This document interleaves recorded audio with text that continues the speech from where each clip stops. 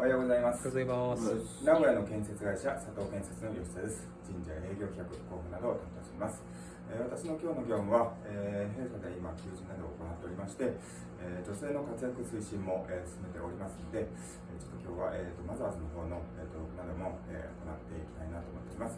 あとは、弊社の、資料の方をちょっと、見直しをかけまして、最新のものにするようにちょっと準備していきたいなと思っております。弊社は創業68年の建設会社でございます。総合建設会社です。